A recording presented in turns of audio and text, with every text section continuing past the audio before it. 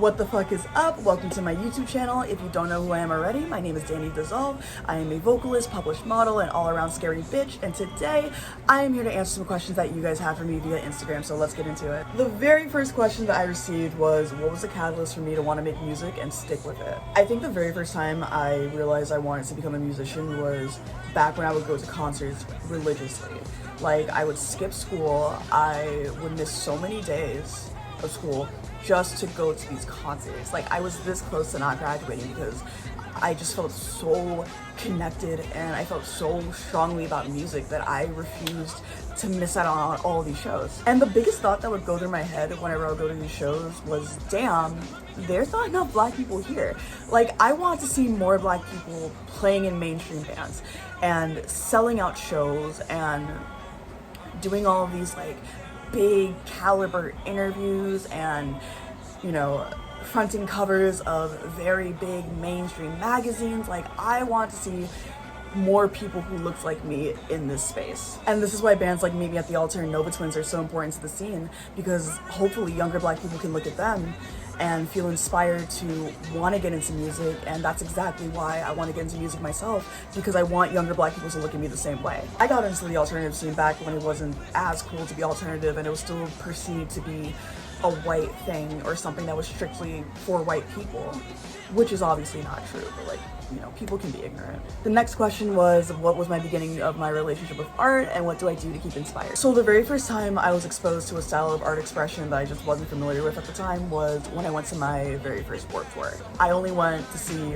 one band. So I was there to see them, and my friend who was with me at the time was there for Black Veil Brides. And I knew who Black Veil Brides was, but again, I wasn't really big on rock music at that time, so I just wasn't interested. Black Veil Brides played in the middle of the day, and 303 was like closing out a stage, like they were on a main stage. And we go to their set and I just see the biggest fucking sea of alternative people. Mind you, like, I didn't know what the fuck it was called or like there was even like a name for that. I just remember seeing a sea of just like a sea of black. It was like a blob of black, like people walking around in like big ass platforms and like the crazy makeup and the colorful hair, and I was just like, what the fuck is this? I didn't understand what I was saying, but I think that's what drew me into it, because I didn't understand. Like, I wanted to understand. I wanted to express myself this way because I've never seen anybody like carry themselves like this. So we see Black Veil, and then hours later we go see 303, and of course I was so happy to be there. Like, you know, I begged my mom for months to take me to this Warped Tour just so I could go see 303, and eventually she said yeah. But, you know, we go see their set, it was great, but I could not stop thinking about all of those alternative people that I saw. Go home, I log onto my computer, I log onto Tumblr, I'm not sure people still use that, and, you know, I do so much research on Black Veil Brides, like not just for the music, but for their entire aesthetic, because it fascinated me so much. And looking into Black Veil Brides and Andy Six, you know, before he started going by his last name, looking into him and his band opened the floodgates for my first real glimpse at all of these different subcultures. I have been dressing alternatively and expressing myself artistically since then. That was almost a decade ago, and I still wonder why the cashier at my local gas station likes to give me dirty looks whenever I come in. Now, how do I stay inspired? I find the easiest way for me to stay inspired is by listening to old albums and songs, or maybe watching really old interviews from bands that I used to like really admire. I love discovering new bands, I love discovering new artists, and I'm always finding new ways to do that, but I'm the kind of person that would listen to the same 3 songs every day and just not get tired of them. I find that nostalgia really helps me tap into my own creativity, because not only can I look at these bands and artists for inspiration myself, but it also reminds me of why I got into music in the first place and why I am so adamant on expressing myself in this way. And this kind of goes back to what I was saying in the beginning of this video.